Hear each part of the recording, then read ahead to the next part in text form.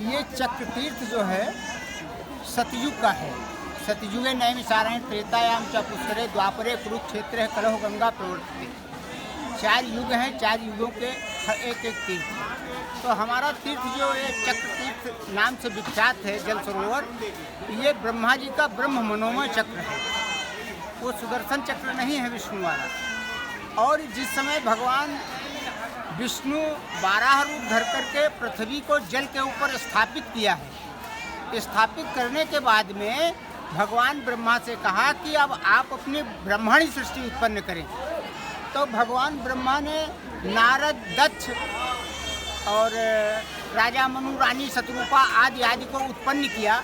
उत्पन्न करने के बाद में फिर 4 युगों का निर्माण किया।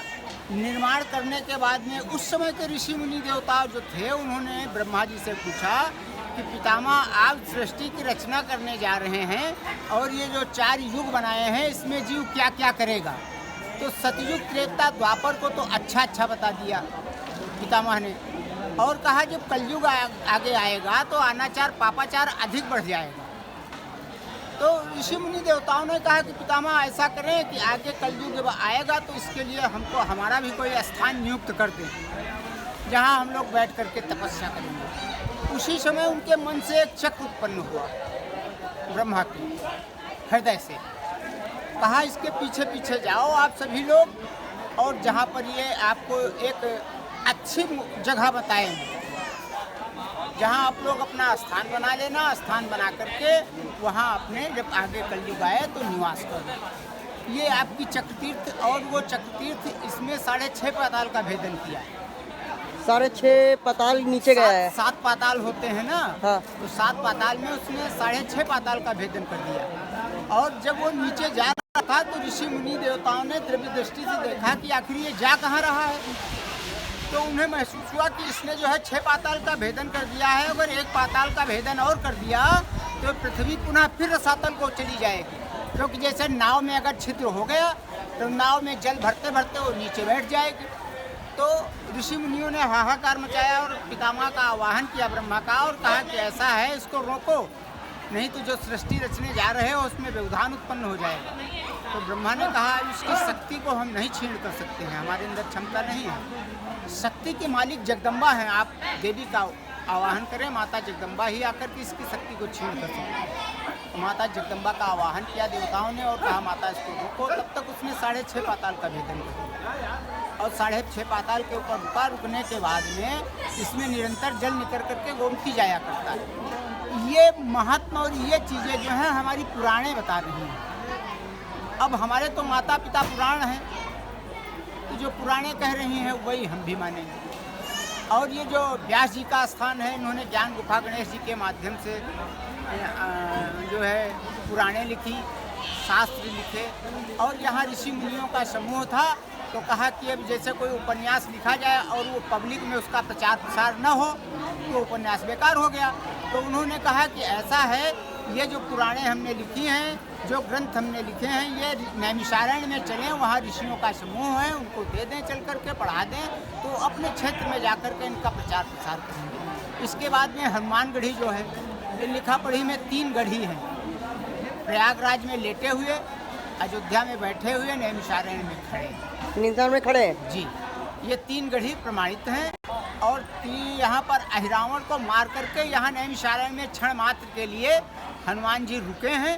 तो ऋषियों ने उनकी मूर्ति का निर्माण कर दिया। और देवी जगदम्बा जो है यहाँ, वो हृदय अंग है माता जी का, हृदय ललिता देवी आदिशक्ति जगदम्बा है, वो यहाँ पर विराजमान है। ये नैमिषारण्य का सूक्ष्म है, और इसे बालकांड में 142 दोहे से, बालकांड में तुलसीदास बाबा की रामायण में 142 दोहे से नैमिषारण्य का पूर्व महत्व निकलता है। हो न विषय विराग बहुत मसद्भा च उत्पन्न, हृदय बहुत दुख लाग, जन्म गयो हरि भगत बिन, और बरबस रास सुतह न दीन्हा, नारी समेत दोन बंदीन्हा, तीरथ वर नैमिष विख्याता, अति पुनीत साधक तीदाता, बसें जहाँ मुनि सिद्धि समाजा, तहीं हर्ष चले मनु राजा। इस प्रकार से जो है राजा मनु, रानी शतरूपा ने यहाँ पर 23,000 वर्ष तपस्या की और निराकार ब्रह्म को साकार रूप में प्रकट किया, और कहा कि जो है जब भगवान प्रकट हुए विश्वास, तो उनसे उन्होंने भगवान मनु से कहा कि आप जो है वरदान मांग लें। तो राजा मनु ने कहा कि ऐसा है भगवान, हम चक्रवर्ती सम्राट तो आपने पहले से ही हमको बना रखा है, अब हमको कोई चीज़ लेने और मांगने की आवश्यकता नहीं है। आपके चरणों की दर्शन करने की लालसा थी, वो पूर्ण हो गई, अब हमको कुछ नहीं चाहिए।